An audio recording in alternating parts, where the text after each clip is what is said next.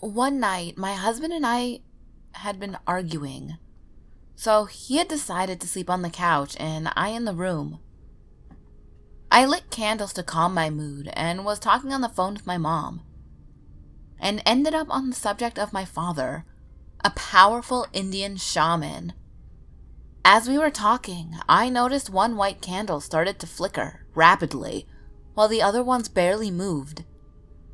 I saw this as strange because the three of them were close enough together to cause a bright glow. So I told my mom and she told me that it was up to him, and told me how to talk to him if it was. Anyhow, about 15 minutes later, my bedroom door opened up a little, and then it closed again. Immediately, I thought someone had come through my front door because that's what it did when someone opened it. So I waited to see if I would hear someone walking around. Afraid for my husband, as he was sleeping only a few feet away from the front door. And of course, heard no noise. So I got up and opened my bedroom door, ran through the hallway and turned the light on. I saw nothing, so I made my way around the corner into the living room. It was dark, so I turned that light on too. My husband was still in the same position he had fallen asleep in, and of course, nothing had been moved. So I checked the front door and it was still locked. Just a note, when the front door is opened, you have to struggle to open it, so it makes a huge squeaking sound. I went back to my room and talked to my mom until I fell asleep. The next morning, my husband woke me up to tell me when he was leaving for work. And he asked me, "Where did you go last night with the car?" And I told him I didn't go anywhere because he still had the keys in his pocket. So later that day, he told me that he had 3 missed calls from a 666 number. And later that night, while on his way home, another car almost hit ours and drove him off the road. Things like this always happen when he argues with me. Crazy, huh?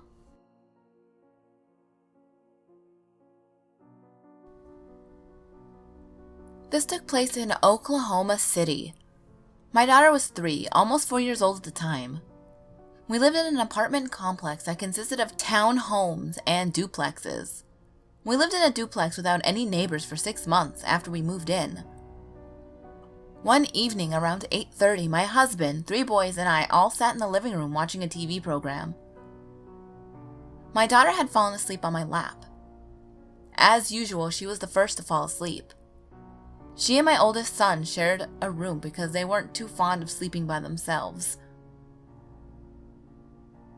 I carefully picked her up and took her to bed, and then headed back for the living room.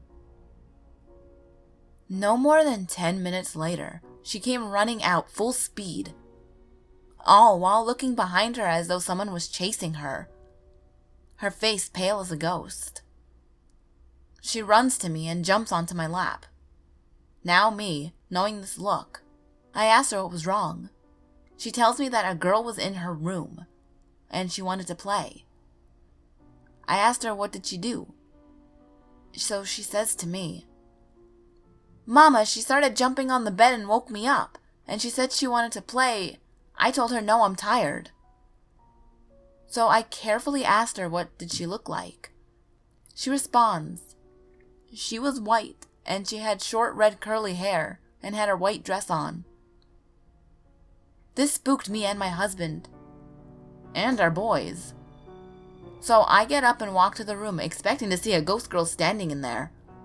I turn the light on and nothing, just a chill in the room.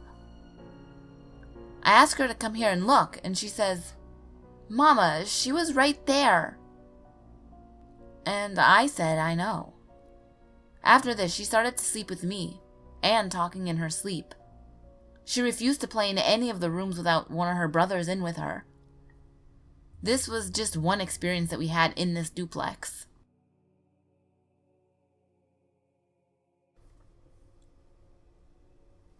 When I was 10 years old, I saw my first demon. My family raises beef cattle, and every summer and every winter we butcher a calf. Don't get mad, it's just the way that we live.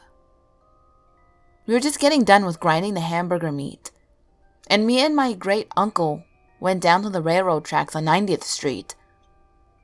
That's where a lot of the coyotes live in the woods down there. And he was dumping a 5-gallon bucket of fat bone and other stuff that we didn't want to eat over a barbed wire fence.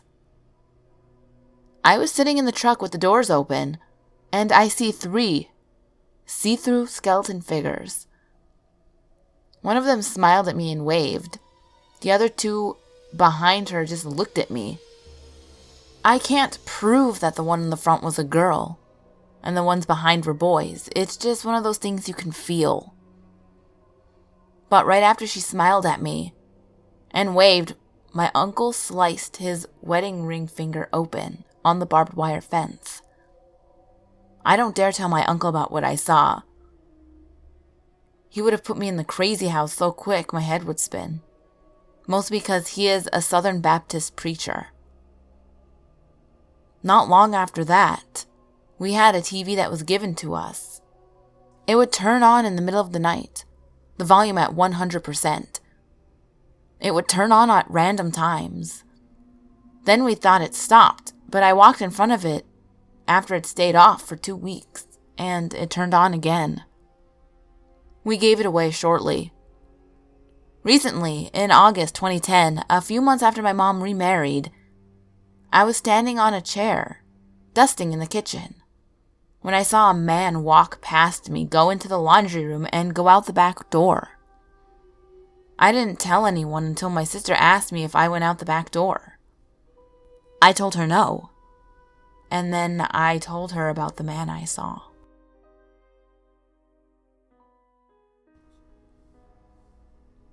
In April of 1996, my husband and I went to the site of the Oklahoma City bombing to leave flowers and pay our respects.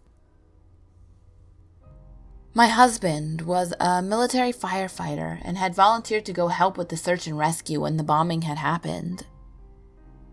It was a very overcast day and rather cold for April. We were standing at the fence that had been constructed. The fence was covered with flowers and photos of those who had been killed in the bombing. There was a very sobering feeling and eerie silence there. As we were standing there, a beautiful red-headed girl was to the right of us. As we got closer to her, she glanced my way and looked back at the fence. Soon, I was standing right beside her. I heard her start to cry, so I looked over at her. At first, I thought something mentally was wrong with her. She had a very, very vacant look to her. There, but not there look. She says to me as she looks back at the fence, "It was a horrible thing that happened here." My reply to her was, "Yes, so sad." Then she looked at my husband and said, "Why do you look so familiar?" And he said, "I don't know. I live in Illinois." She went along the fence, and so did we. After a minute or so, I looked back to see if she was still along the fence. But she wasn't, so I went on. A few minutes later, as I was looking along the fence, my husband stopped in his tracks. His face turned white, and all he could do was point. There on the fence, among all the hundreds of photos and flowers, was a homemade poster that read, "We miss you every day," and a photo of the girl we just talked to. We both had to stand there a few minutes to gain our composure. It was absolutely the same girl. I had noticed a small scar on her eyebrow when talking to her, and the photo had the exact same scar. We were both so distraught that we had to leave the site. I will never forget the beautiful redhead girl, nor all the photos I saw that day. My husband, for years afterward, had nightmares about the time he spent volunteering in the days after the bombing.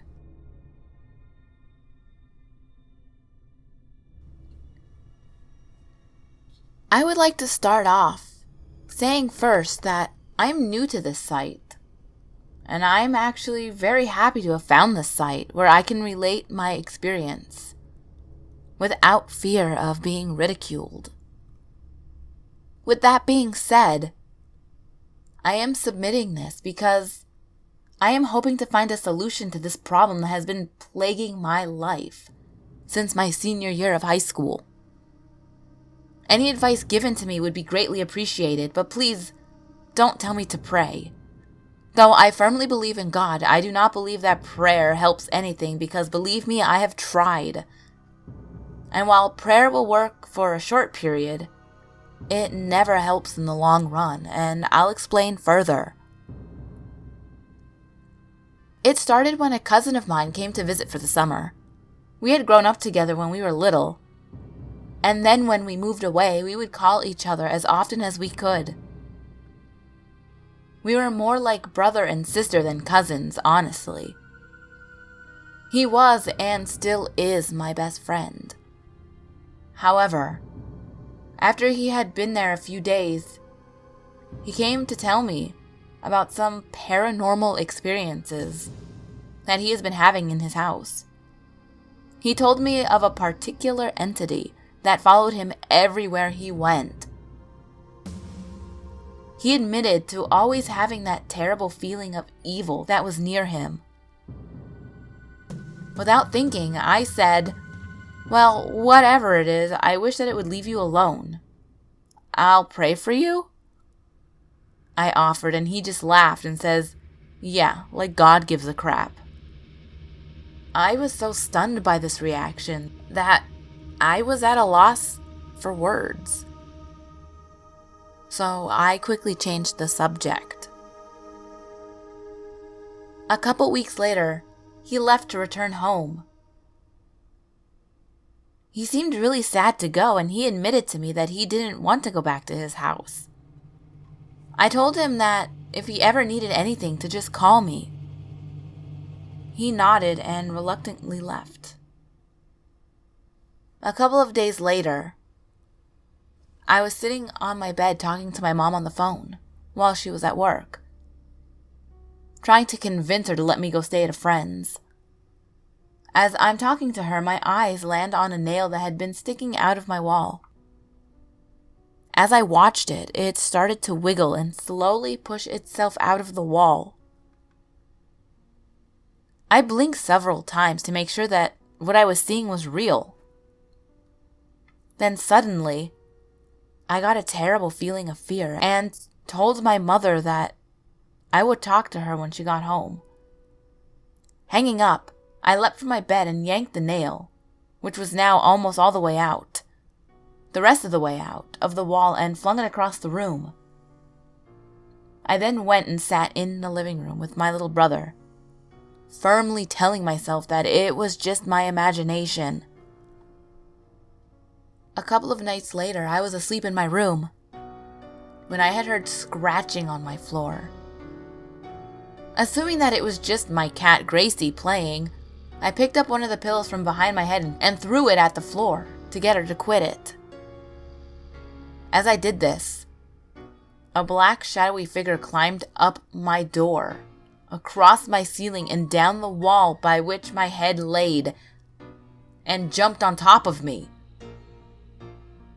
The moment I went to respond, I felt my body freeze and suddenly got this horrible pain, which the only way I can describe is how I imagine it would feel to be electrocuted.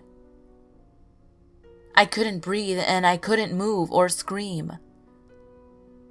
So I closed my eyes and I prayed, "Oh, please God, help me." It took a couple of minutes in my head of repeating this, but it stopped. When it did, I immediately took my pillows and blankets and slept in the living room on the couch.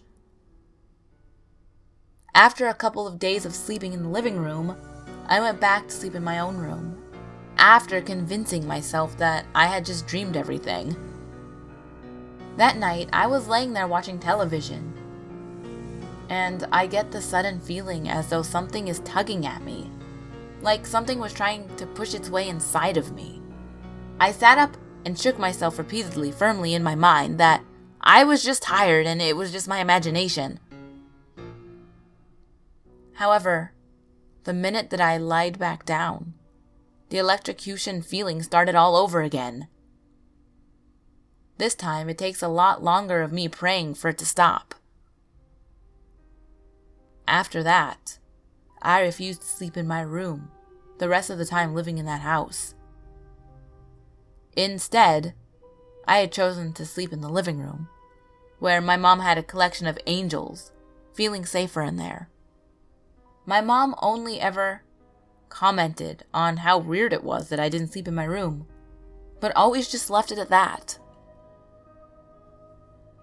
After a while of feeling safe in the front room, I began to notice that the same evil feeling that was in my room began to move through the house.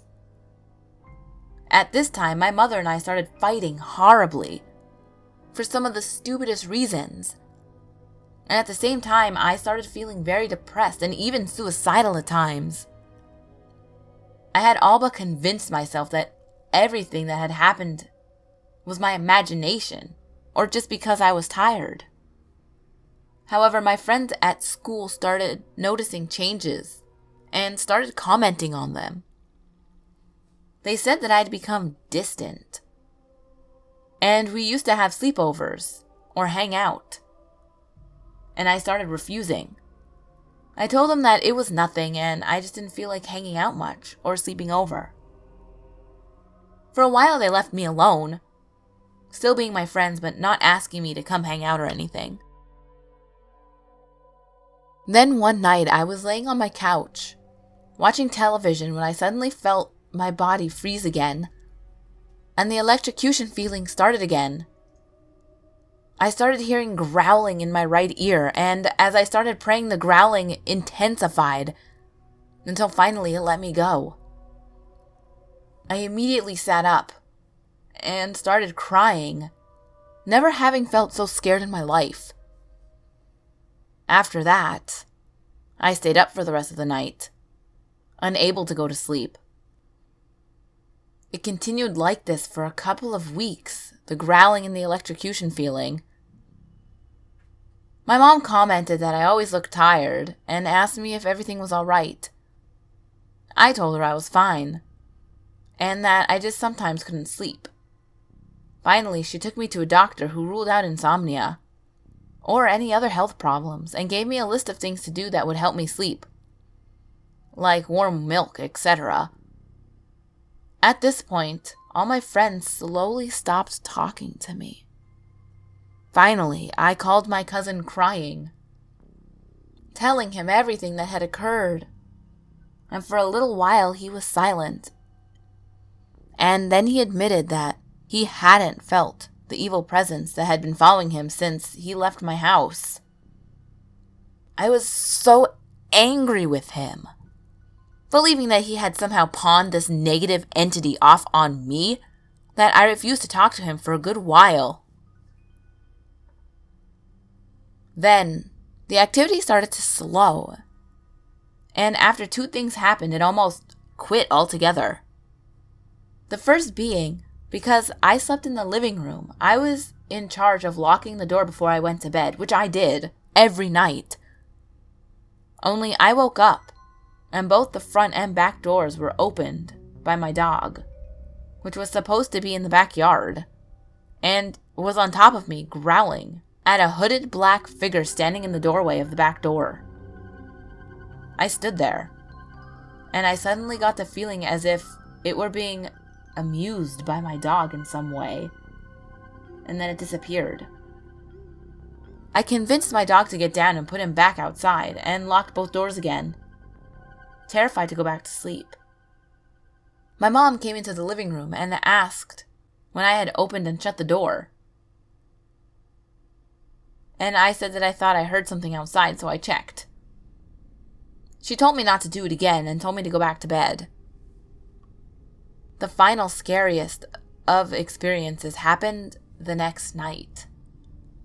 As I was getting my snack from the fridge, I glanced over to the back door. I don't understand why I did, and when I looked, the black figure was there again, staring at me, And though I have never seen his face, I knew that he was staring at me. Then slowly, it started to move towards me, and I froze in my spot. It had an arm extended towards me like it was reaching for me.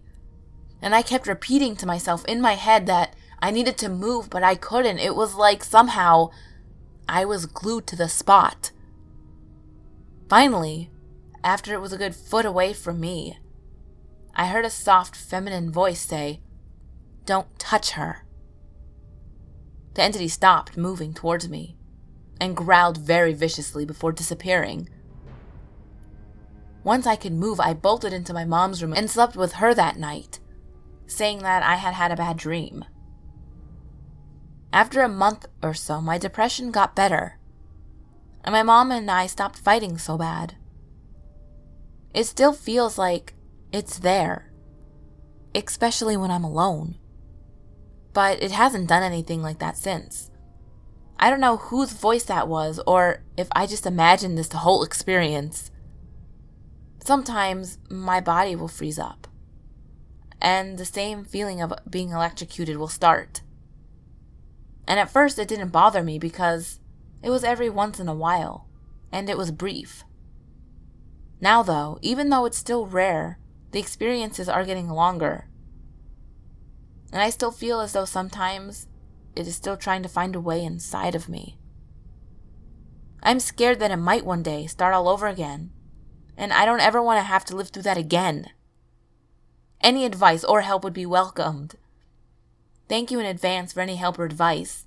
Also, I'm sorry for the length, but I wanted to give as much information about the situation as possible.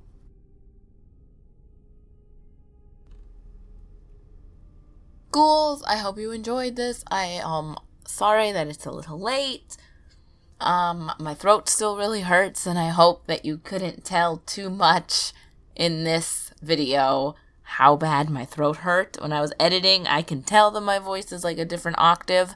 It's like lower than usual, and my throat really hurts. I went through like 3 bottles of water making this video. So I hope you enjoyed it. I hope my pain and suffering was worth it. Yeah, I guess that's it. Secret word, secret phrase is black cat. Because I am currently watching both my black cats clean each other. It's really weird.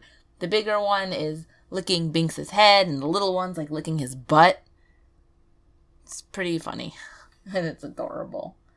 But yeah, as always, the last video will be on the top left, the next video will be on the bottom left. All my social medias are on the screen, as well as in the description box below. And remember, there's always someone or something watching you.